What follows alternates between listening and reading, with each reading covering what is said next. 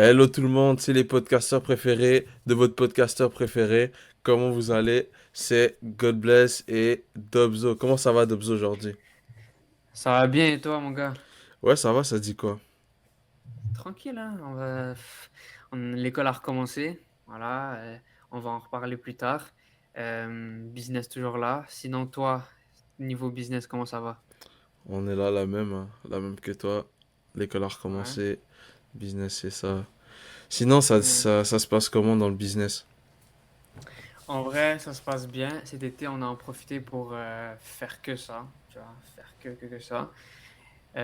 J'ai senti vraiment une grande amélioration cet été dans tous les niveaux de ma vie, que ce soit personnel, business et tout. Euh, Maintenant, l'école est venue. Donc, l'école est arrivée, il faut juste avoir plus de discipline qu'on n'a jamais eu et essayer de faire, je dis essayer, mais essayer de faire euh, le même travail qu'on a fait cet été, mais le mettre avec l'école, ce qui est très chaud. Mais à chaque fois, c'est ça le but. Même si on n'y réussit pas, on se met quand même ça dans la tête, c'est ça le but pour pas être déçu et faire quand même autant de business qu'on fait d'école, même si, voilà, comme je t'ai dit, c'est encore à travailler, c'est encore assez dur. Et toi, au niveau business et école, comment tu gères ça? Ouais, donc au niveau business et école, euh, c'est... Ouais mon gars, c'est compliqué, tu vois, c'est compliqué. Euh, surtout là, on vient de sortir de la mi-session. On avait des examens à chaque jour. Ben, pas à chaque jour, à chaque semaine. On avait des examens. Philo, maths, physique, chimie. Ça a enchaîné, c'était super dur. Je vais pas te mentir Ouais. que j'ai pas autant produit que ça. Même, j'ai rien produit. Je me sens assez triste parce que, voilà, je laisse mes concurrents produire pendant que moi je produis pas.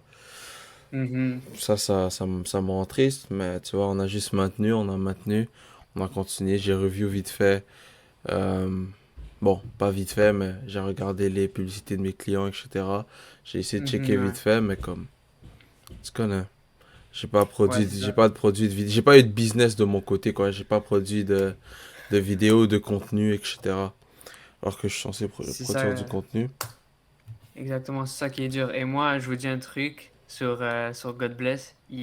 Quand il y a des examens comme ça, mi-session, il dort pas. Il dort pas du tout, du tout. Et pour le reste, je parlais à d'autres gars et ça me fascine parce que comment le gars, il dort pas. C'est n'importe quoi. Je me souviens, pendant la semaine, avec God Bless, on s'appelait le soir parce qu'on étudiait. Et on s'aidait un peu pour les examens et tout, nanana. Et je lui ai dit, ah, toi, tu comptes dormir à quelle heure? Moi aussi, je dormais pas beaucoup. Je me levais peut-être à 6 heures le matin et je dormais peut-être à 3 heures 4 heures. Mais lui, c'est un différent niveau. Lui, je dis, vas-y, toi, tu vas dormir à quelle heure ce soir? Et lui, il me répond, ah, vous savez, les gars, on va pas dormir, hein. Ça va pas dormir, ça va pas dormir. Et moi, quand il me le dit, je dis, ah, peut-être 2 heures, 2 heures le matin maximum. Lui, ça dormait pas du tout. Il enchaînait pas juste une journée, presque toute la semaine. Et puis voilà, c'est ça. En fait, c'est vraiment chaud avec l'école, niveau business. Même moi, comme lui, c'est ses clients et c'est la concurrence qui le rend un peu triste, vénère, etc. Moi, c'est un peu, tu vois, je sais que, admettons, pour moi, il y a toujours des opportunités dans le marché, mais quand je vois des gens en train de grind, alors que moi, je suis là en train d'étudier des trucs qui vont me servir à rien et que je manque plein d'opportunités de trade, je ressens un peu qu'est-ce que Godoulas ressent pour lui, niveau agence et moi, niveau trading, niveau forex, mais c'est ça, hein. Exact, mais Dobzo, j'ai trouvé une stratégie. J'ai lu récemment le livre qui s'appelait Deep Work. Je sais pas si tu as déjà Mhm. entendu parler. Ouais, Mais j'ai entendu en parler. gros, le principe, c'est qu'il faut qu'on fasse plus de travail en étant 100% concentré. C'est-à-dire que tu effaces tout ce qui est autour de toi, tu te focuses juste sur une Mhm. tâche et tu la fais. Tu fais pas de time block, tu dis pas ouais, je fais ça, j'essaie de faire ça en 1, 2 heures, non. Tu fais juste faire la tâche, la finir et t'es focus à 100% dessus. C'est comme ça que tu avanceras super vite. Donc là, Ouais, je suis j'ai déjà arrivé. entendu. Ouais, vas-y, Ouais. vas-y, vas-y. Donc là, je suis arrivé à une stratégie, c'est qu'en gros, tu mélanges ton one thing, ça veut dire le truc que tu dois faire le plus important dans ta journée ou dans Mhm. ta semaine, etc. Tu le mélanges avec la théorie du deep work, donc du travail en profondeur. Tu travailles en profondeur et tu fais la chose qui va faire avancer ton business pendant la journée et tu vas faire des ravages parce qu'à chaque jour, tu vas avancer beaucoup vers tes objectifs. Et Ok. aussi, j'ai pas envie de faire un monologue là, mais tu vois, aussi, qu'est-ce qu'il faut optimiser? C'est pas le nombre d'heures qu'on travaille, c'est le nombre d'heures focus qu'on travaille. Mhm. T'en penses quoi, mon gars? Ouais, en fait, c'est ça, j'ai déjà entendu parler de ces techniques-là. J'ai pas lu le livre précisément, mais c'est vrai que à chaque fois, mettre des time blocks et mettre des heures et se laisser un temps limite pour faire une tâche, c'est pas peut-être ça peut marcher pour quelques personnes, pour des gens, je veux dire, mais c'est pas la meilleure technique, la technique la plus optimale. Ça serait vraiment de juste ne pas penser au temps et juste penser au moment présent, au focus que tu mets sur une tâche, être le plus focus possible. Et voilà quoi. Vraiment arrêter de penser à d'autres choses et penser au temps. Putain, là, il me reste 1 heure. Donc, tu vas juste focus, focus, focus à 100%. Juste focus on getting things done. Tu comprends? Et voilà, c'est vrai que c'est une bonne technique. Et puis, euh, et puis voilà. Là, on voulait parler d'un truc qu'on a déjà parlé, mais qu'on voulait faire un petit update. À chaque, bon, maintenant, à chaque quelques podcasts, on veut faire un petit update sur ça, mais là, on va parler de la récession. On va parler de récession. J'aime plus, vraiment ce mot-là, il m'a un peu fatigué. J'aime plus trop parler de ce mot-là, mais j'aime plus trop utiliser ce mot-là plutôt. Mais qu'est-ce qui se passe en ce moment dans le monde et comment agir niveau business? Toi, God bless, avec ce qui se passe dans le monde. En fait, qu'est-ce que tu en penses de la situation actuelle et qu'est-ce que tu penses et comment tu penses que les gens devraient penser face à la situation actuelle pour Bon, qui veulent qui veulent passer au 1% et qu'ils ne le sont pas. bon, numéro un, arrêtez d'écouter tous les gars qui vous disent que euh, voilà, c'est la fin du monde, vous allez plus faire d'argent. Ça vous êtes riche maintenant, ça vous êtes riche de jamais. Bah, les gars, arrêtez de les écouter. C'est des marketeurs et ils font ça pour mettre de l'urgence pour vendre les produits. On la connaît l'urgence, Exactement. on la connaît l'urgence. On peut tous la faire Ouais, l'urgence. ouais. C'est numéro un, arrêtez ça. Il y a des opportunités partout dans la baisse comme dans la hausse. Et moi, une récession, ça fait juste balayer les business qui devraient pas exister à cause de la liquidité qu'il y a partout. Eux qui devraient pas exister, ils existeront plus et puis tant mieux, c'est bien comme ça quoi.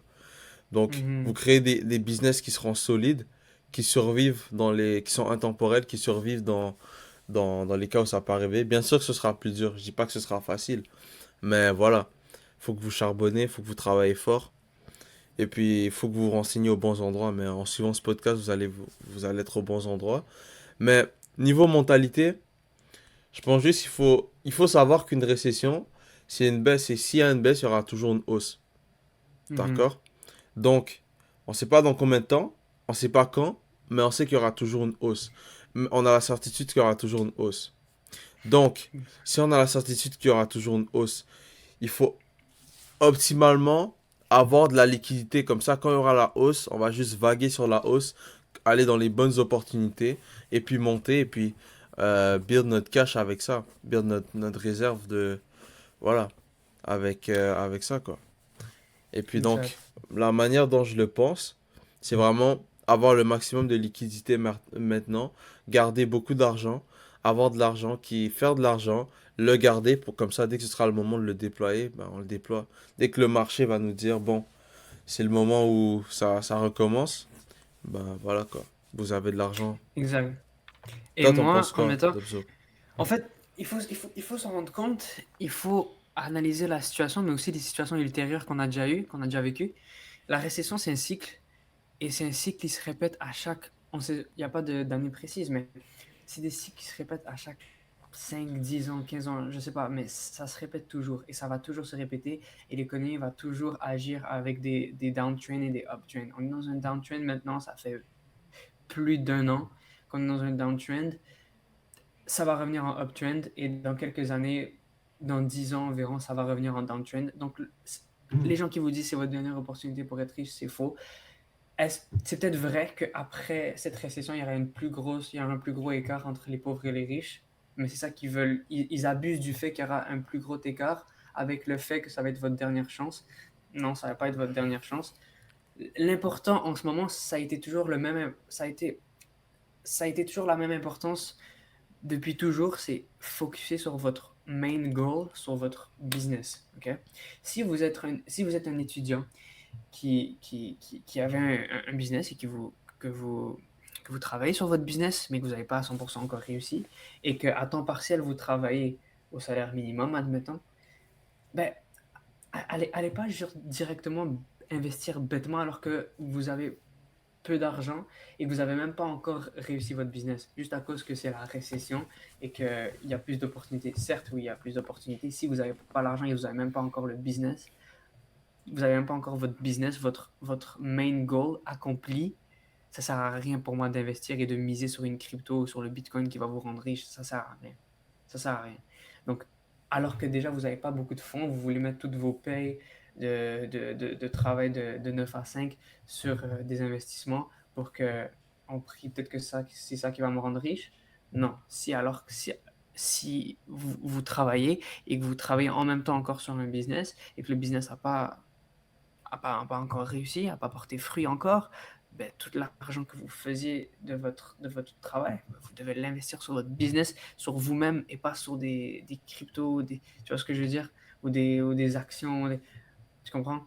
Les investissements pour moi, ça, c'est un conseil personnel que je vous donne. No, Euh, no financial advice. exactement, non financial advice, mais pour moi, les investissements, ça vient quand tu as du cash flow. Et quand tu peux te le permettre vraiment de faire des gros investissements. Si tu me dis, ouais, je vais mettre 300 $ sur de la crypto, tu vois ce que je veux dire, c'est bon, gros.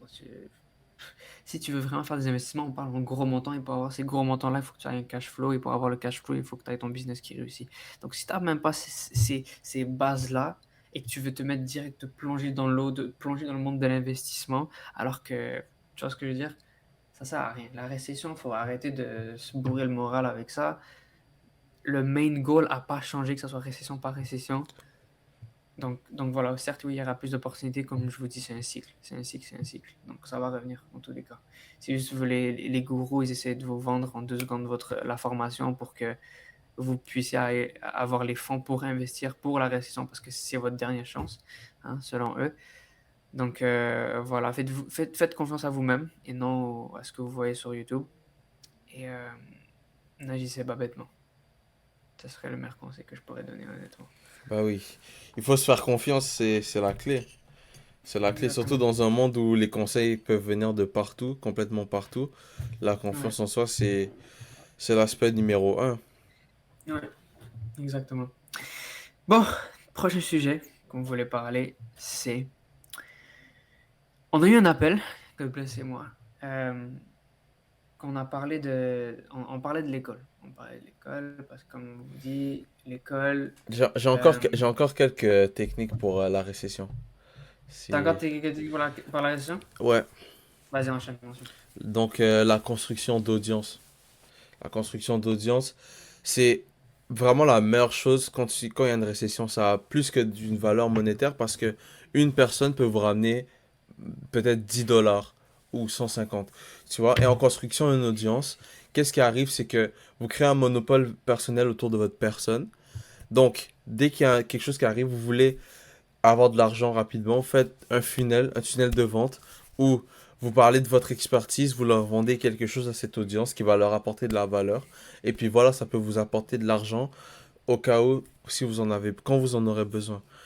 Ça, c'est vraiment bien, une audience. Sinon, il y a une opportunité aussi pour les employeurs parce que on sait que quand il y a une récession, les salaires devront toujours augmenter. Donc, si maintenant vous engagez des personnes, les prix vont totalement vous allez avoir les prix les plus compétitifs pour ce poste-là. Donc, vous aurez le meilleur investissement prix-employé que vos concurrents qui vont avoir besoin d'employés quand la récession sera déjà en train de taper fort.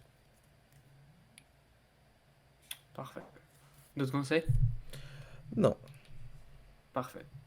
Donc, bon, tu veux leur expliquer l'histoire? Je vais te laisser l'honneur de leur expliquer. Ok, parfait. Donc, il y a quelques semaines, il y a environ combien de temps? 2 semaines environ. God bless et moi, on s'est appelés. Euh, on a eu une longue discussion sur le parcours scolaire qu'on a eu et qu'on aura, malheureusement. Mais en fait, c'est que le truc, c'est que on était sur, on s'est basé sur une mauvaise identité. Et le passage d'identité, je vais laisser à God bless parce que lui, il le résume mieux que moi. Mais en fait, on s'est basé en gros sur une mauvaise identité qu'on s'est créée à cause de notre ego, à cause de comment les gens nous percevaient avant. En fait, ben voilà, au secondaire, on était assez fort à l'école. On a toujours eu cette facilité à l'école. Euh, donc, le monde alentour de nous, toujours, eh ben, il croyait qu'on allait faire de grandes choses niveau scolaire. Voilà. Et le fait que les gens nous percevaient comme ça, que nos parents nous percevaient comme ça et que notre ego était haut parce qu'on avait toujours des bonnes notes et on voulait toujours, on était très compétitif, ben, on voulait aller dans les meilleurs programmes par la suite. Donc, au Québec, comment ça marche? On a le secondaire qui est le lycée, ensuite on a le cégep qui est 2 années formatives avant d'aller à la fac, à l'université. Et quand on a fini le secondaire, ben, on a dit, écoute, il n'y a pas d'autre choix, on va au meilleur programme possible. C'est le programme scientifique, c'est pour aller dans les... En fait, tu n'as aucune restriction. Si tu as les notes, tu n'as aucune restriction. Tu peux aller dans tous les programmes que tu veux, que ce soit médecine, n'importe quoi.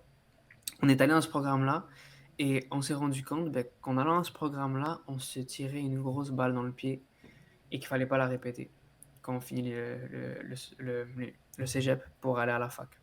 En fait, c'est que nous, qu'est-ce qu'on veut réellement? Ben, c'est le business et non l'école. On s'est basé sur une fausse identité, alors que notre vraie identité, c'était le business, comme je vous dis. Maintenant, il y a toujours la pression des parents parce que on va se dire les vraies choses. On a des parents, on a des parents immigrants, ok, qui sont très très très stricts avec l'école et que je pense pas qu'ils nous laisseraient honnêtement faire un programme. Ben, en fait, ne pas aller à l'école tout court. Parce que moi, qu'est-ce que j'avais pensé, c'est juste ne pas aller à l'université tout court et me focuser à 100% sur mon business parce que c'est ça qui va me faire littéralement avancer. Je sais que l'école, n'importe quel diplôme que je pourrais avoir, va pas, premièrement, me rendre heureux ou me rendre au but que je vais avoir pour moi et pour ma vie. Euh, donc, on s'est rendu compte dans cet appel on s'était tiré une grosse balle dans le pied parce qu'avec l'école, on avait beaucoup moins de temps, on avançait beaucoup moins vite et qu'il y avait environ 3 mois par année qu'on pouvait avancer au rythme qu'on voulait. 3 mois sur 12, c'est vraiment peu. Donc, on s'est dit, viens, on assume 100% qu'est-ce qu'on, nos choix et on finit notre parcours au cégep au programme de sciences, mais viens, on répète pas l'erreur qu'on a fait euh, à la fac. Donc, on a choisi un programme beaucoup plus simple et qui nous permettrait d'avancer sur nos business encore plus. Et puis voilà. Et, euh, et puis voilà. Donc, qu'est-ce que tu avais à dire à propos de ça, God bless, si tu voulais faire le passage sur l'identité ou quand c'était créé avant le secondaire ou si tu avais des choses à rajouter?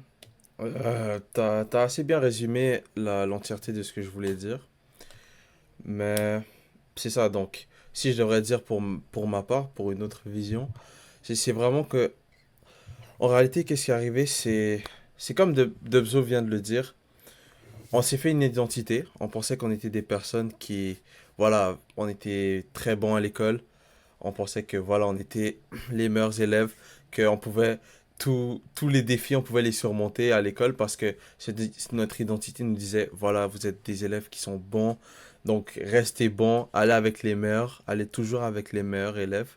Et les meilleurs, qu'est-ce qu'on allait? C'est le programme de sciences de la nature qui est un programme assez compliqué, mais en soi, donc il y a la physique, il y a la chimie, chimie organique, euh, algèbre linéaire, Électricité, magnétisme. électricité, magnétisme, etc. En biologie, etc. Donc, vous voyez un peu le délire. Beaucoup Tous de... les trucs qui nous servira à rien et qu'on est zéro intéressé juste parce que on avait des bonnes notes et les bonnes notes nous permettaient d'aller faire ce programme-là.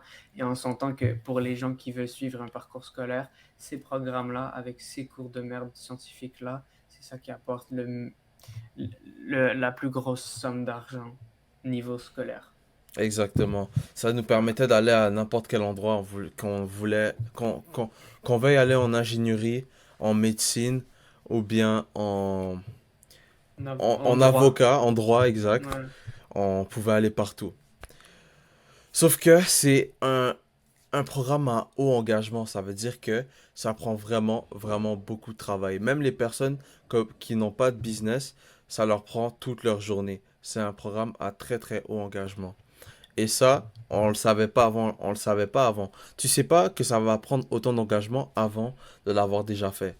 Et là, dès qu'on allait, on a vu que ça devait travailler, on devait travailler super fort. Anecdote, il y a même pas 2 semaines, Dubzo et moi, on était en appel à minuit où on se disait on travaille, parce qu'on devait le lendemain avoir un examen de mathématiques. On devait travailler ensemble, on devait s'entraider pour les maths. C'est-à-dire que, en gros, on devait juste vraiment, vraiment, vraiment travailler. On doit bosser et c'était super dur. Et là, qu'on mette autant d'énergie sur ça, ça veut un peu par définition dire que on va pas mettre d'énergie sur d'autres choses. Et sur cette chose-là que nous, on voulait mettre le plus d'énergie et qui est notre business.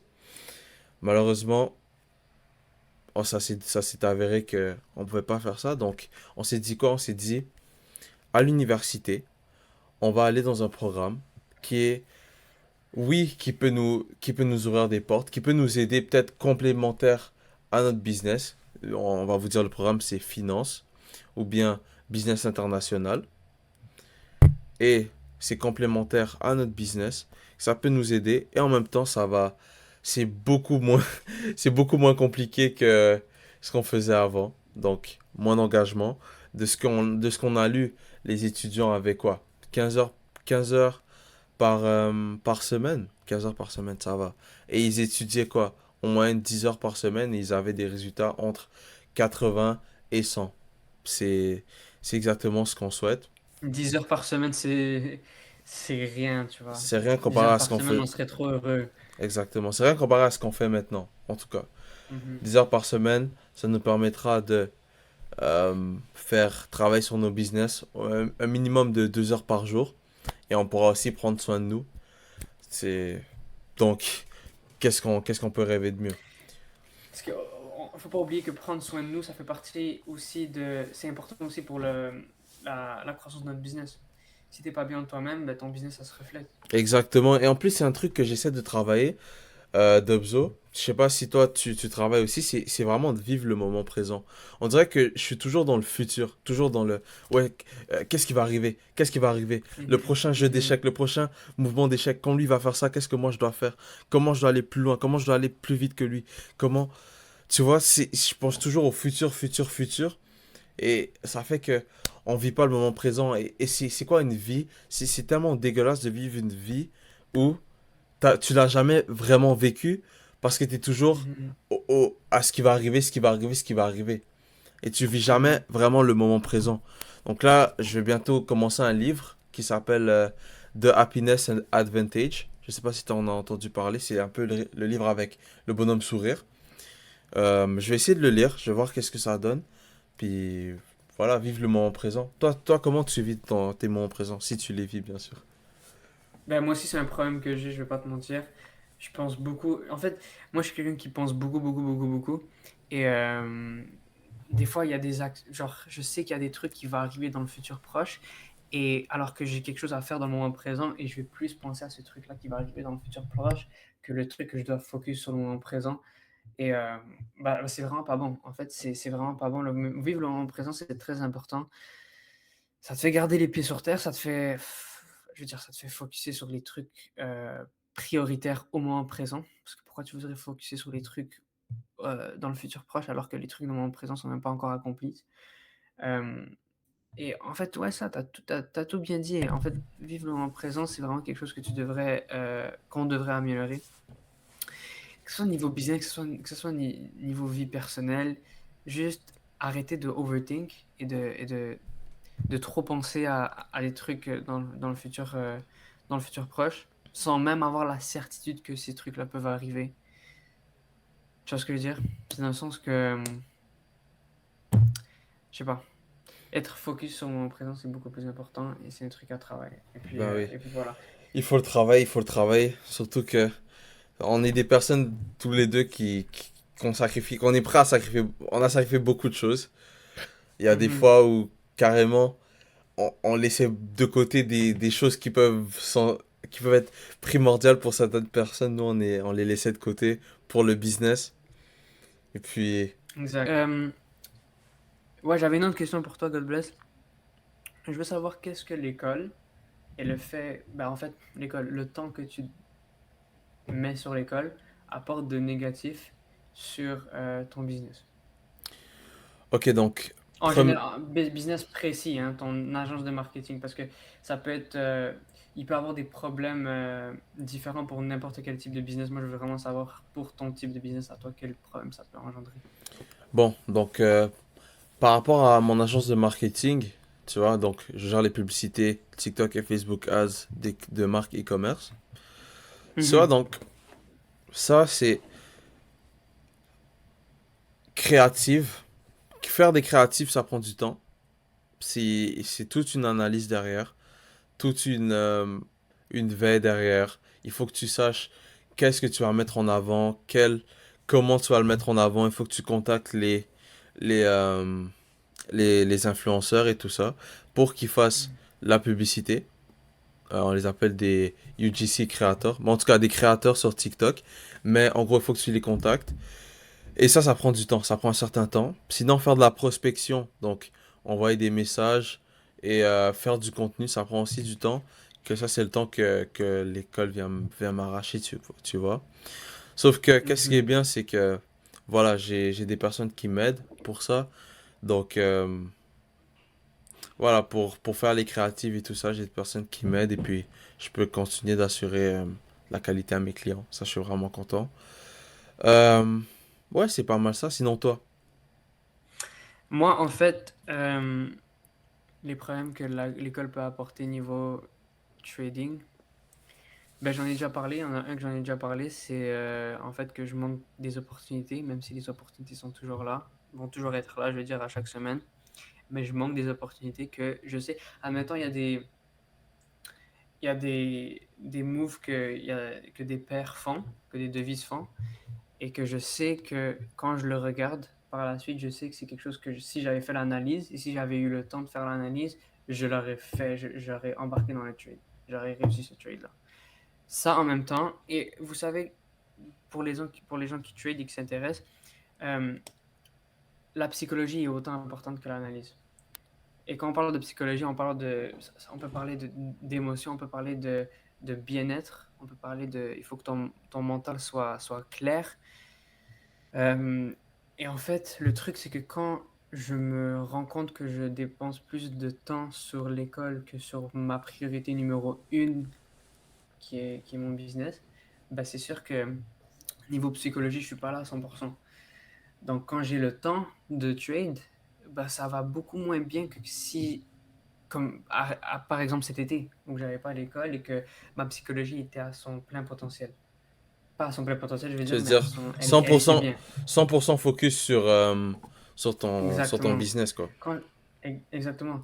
Quand, admettons, je trade et je suis pas 100% focus et je trade à l'école et là, je trade des fois en cours et là, il y a mon prof qui parle en même temps et moi, je dois prendre des notes et là, je trade. La psychologie est pas là à 100% et des fois, le fait que je travaille tellement sur l'école et que j'ai pas le temps de travailler vraiment sur mon business, ben, ça apporte des fois de la frustration. Et quand tu amènes la frustration sur le marché, sur les charts, bah, ton stop loss il se fait beaucoup plus hit. C'est vraiment quelque chose de psychologique, c'est quelque chose de mental. Et puis, évidemment, quand je suis à l'école et quand je me focus sur l'école, sans le vouloir, parce que c'est l'école qui, pas qui m'oblige, mais voilà quoi. C'est euh, c'est des choses de la vie. Surtout Bah toi, alors, ouais. surtout toi qui es dans les marchés financiers, le mental, c'est vraiment la chose à prioriser. Et quand ton mental est Mhm. dispersé, c'est dur de pouvoir réellement avoir des résultats consistants. Exactement. Je Quand je comprends à suis cent pour focus cent sur ça à 100%, quand je suis focus sur ça à 100%, comme c'est arrivé cet été, les résultats sont là. Quand je ne le suis pas, les résultats ne sont pas là. Et on regarde l'autre côté de la pièce. Maintenant, dis-moi, qu'est-ce que l'école a à apporter de positif à ton business ou à toi en général dans ton business. Essaie de penser gros, globalement, peut-être même, peut-être que ce soit psychologique, éthique de travail, tout ça. Pense à tout ça et comment l'école a pu améliorer ta personne dans ton business. Dans mon business personnellement, genre trading, ça, je- même si j'essaie de penser, je pense pas que ça aurait appris à me faire de l'analyse ou ça a appris la psychologie ou des trucs comme ça. Trading, personnellement, non. Je pense pas que ça. euh, non, non, non. Ça n'a rien appris niveau trading. Niveau personnel, oui. Le travail, la discipline, c'est vraiment quelque chose que l'école m'a appris, surtout au cégep. Parce que, bref, au lycée, t'as le temps, tu vois. Au lycée, t'as le temps de procrastiner et tout, nanana. Là, ils te le mettent clair et net que si au cégep tu procrastines, bah, t'es juste dans la merde à 100%, tu vois. Et bah, ça m'a appris la discipline, ça m'a appris l'éthique de travail, ça m'a appris, peut-être ça m'a appris la résolution de problèmes, hein. Ça m'a appris mon côté problem solving, peut-être la résolution de problèmes. Et voilà, peut-être il y a d'autres caractéristiques, mais vraiment, eux que je retienne le plus, c'est la discipline, l'éthique de travail et les résolutions de problèmes. Et toi? Il y a la même chose que toi. Il y a la même chose que toi. Beaucoup les maths. Les maths m'ont appris beaucoup par rapport à, à la logique. En gros, comment aborder quand tu as un problème. Un peu comme toi, le problem solving. Comment Mhm. aborder quand tu as un problème.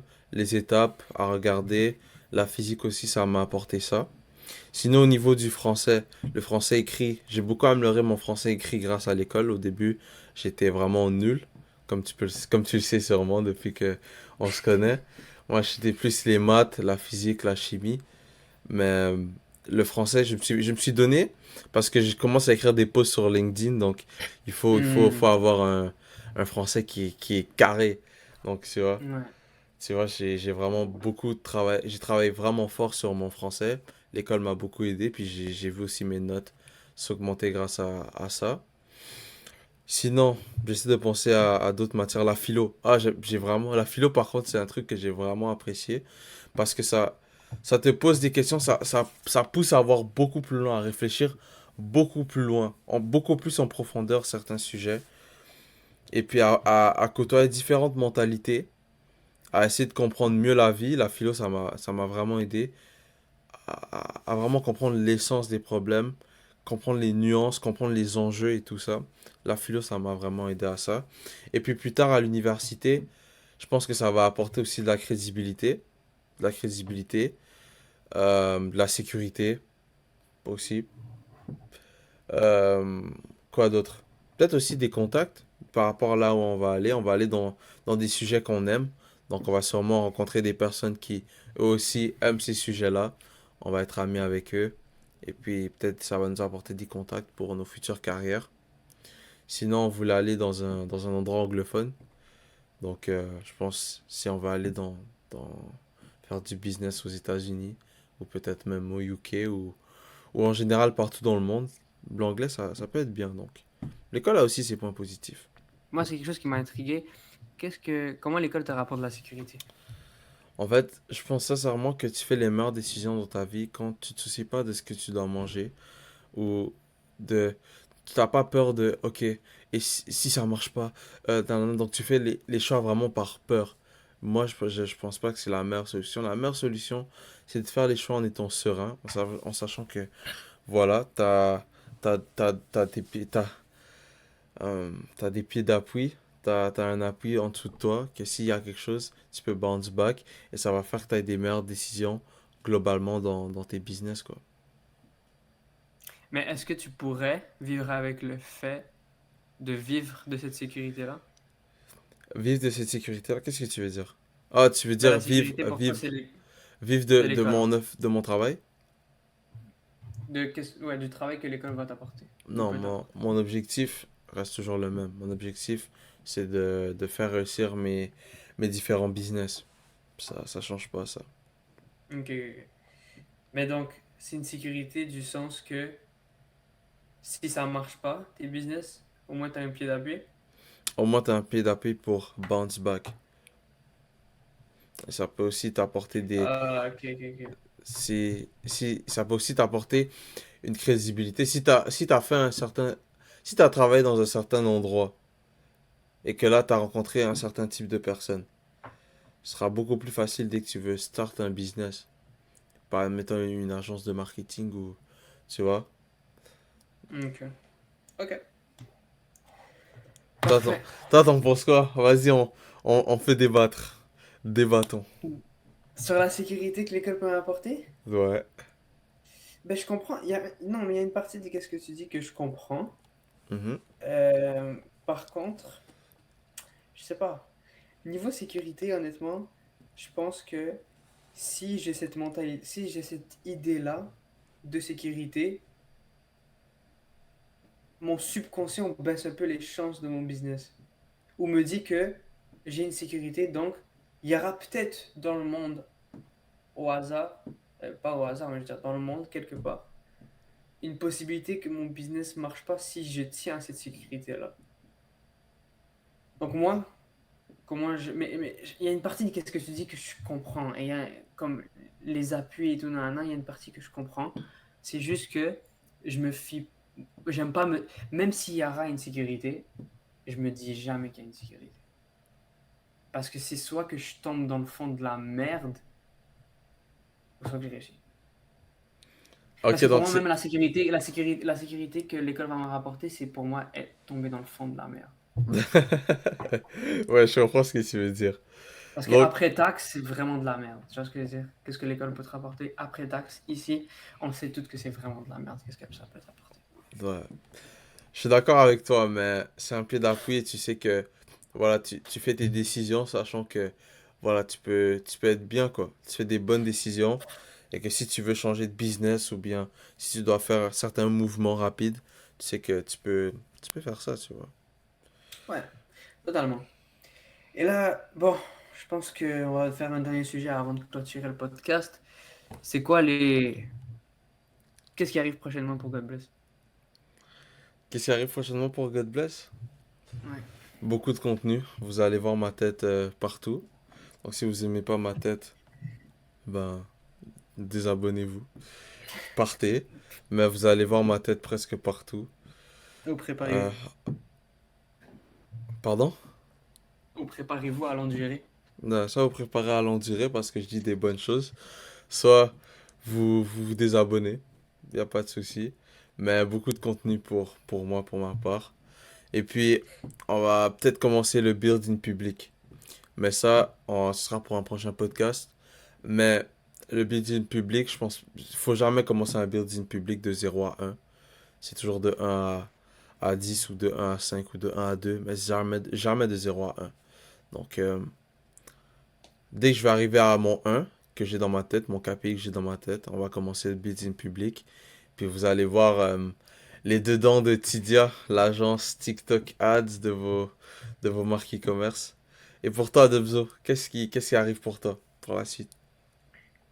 Pour moi, mon but en ce moment, c'est get funded. Get funded, soit FTMO ou ma Forex Funds. Euh, Continuer qu'est-ce que je fais, mais encore mieux, essayer de... Bon, j'aimerais ça dire ça et dire que je vais tasser un peu l'école, mais je le dis toujours et ça finit toujours par ne pas arriver. Mais je vais vraiment me remettre et me reconcentrer plus sur le trading. Essayer vraiment de juste me découvrir moi-même, je veux dire, niveau psychologiquement. Et pour en fait, en résultat, amener, avancer améliorer, je veux dire, mes capacités en trading pour, Inch'Allah, get funded. Voilà, mon but c'est absolument get funded. Donc je sais quoi faire, précisément étape par étape, qu'est-ce que j'ai à faire pour arriver à ce but-là. Et là, les examens mission sont finis, donc on se remet dans le jus, on se remet dans le bain, on recommence à grind. Et puis c'est ça, vraiment, ce qui arrive, je vous promets les gars, on va vraiment changer, que ce soit niveau business, vie personnelle, podcast, surtout podcast. Ça va changer parce que là, on devient encore plus sérieux. Comme vous voyez, là, il y a une petite différence. On voit nos faces. On devient un peu plus sérieux avec le podcast, que ce soit niveau contenu du podcast ou à l'extérieur du podcast aussi. On devient plus sérieux. Vous allez remarquer ça. Moi, personnellement, je reçois, honnêtement, je reçois des fois des messages de gens qui me disent, est-ce que tu vas recommencer des vidéos sur YouTube? Est-ce que tu vas recommencer des vidéos sur YouTube? Là, déjà, sur YouTube, je vais faire une annonce comme quoi le podcast reprend. Je vais pas poster ce podcast-là, mais je vais faire une annonce. Je vais peut-être mettre une petite partie, je vais voir. Mais YouTube, Dobzo, c'est pas fini.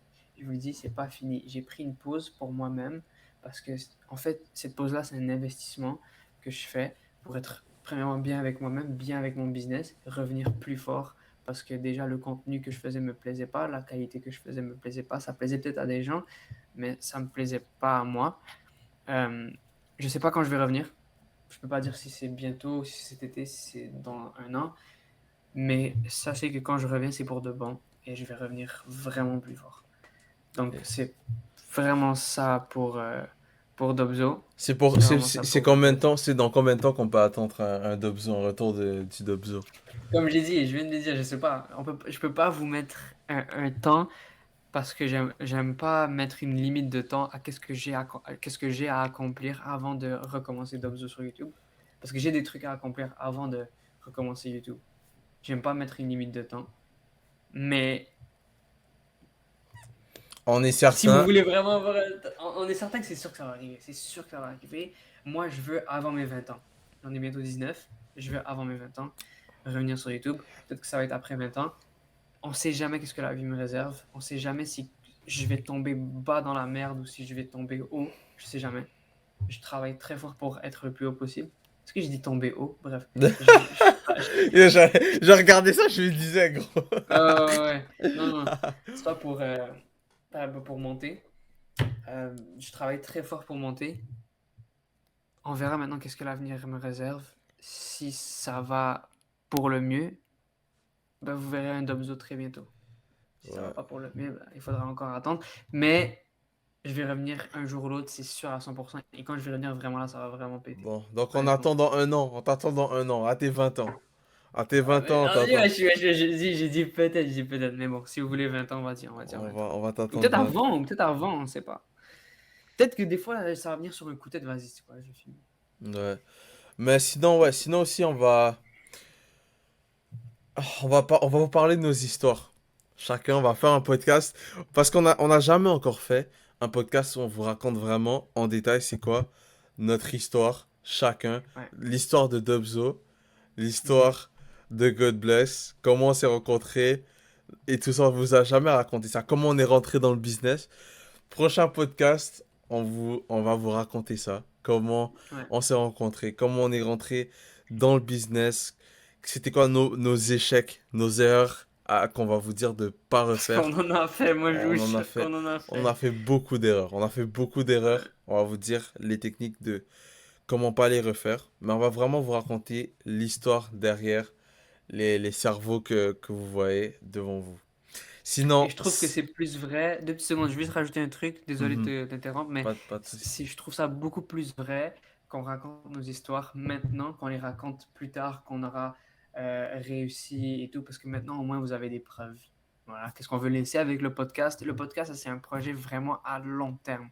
Quand on parle de long terme, je dis que même si on va être, je sais pas si ça arrive un jour et qu'on sera à la retraite du business, peut-être pas, peut-être que oui, je sais pas, mais admettons que plus tard on aura toujours ce projet-là de fondement qui est notre podcast. C'est vraiment un projet à long terme et je trouve que déjà maintenant qu'on vous montre notre histoire avant qu'on ait réussi entre guillemets, c'est beaucoup plus vrai que si on dit maintenant, si on dit plus tard, pardon. Donc voilà, ouais, Mhm. continue, qu'est-ce que tu avais à dire? Sinon, ouais, c'était vos gars. Et aussi, on veut parler des guests. On nous a demandé, est-ce que vous allez rapporter d'autres personnes? Au niveau du Québec, on va vraiment travailler sur ça avec Dobzo. On va sûrement vous rapporter beaucoup de personnes, de bons entrepreneurs au niveau du Québec. Si des Mhm. personnes qui écoutent le podcast ont des entrepreneurs à nous conseiller, on est partie prenant. Envoyez-nous un message sur Instagram à @dobzo. Virgule double, barre en bas W. Non, c'est C'est fini la Dubzo. barre en bas, Ah, c'est Dobzo W. ok, Dubzo, Dobzo avec un W. Dubzo W ou God bless Nicolas sur Instagram. Envoyez-nous un petit message, on va s'arranger pour ça.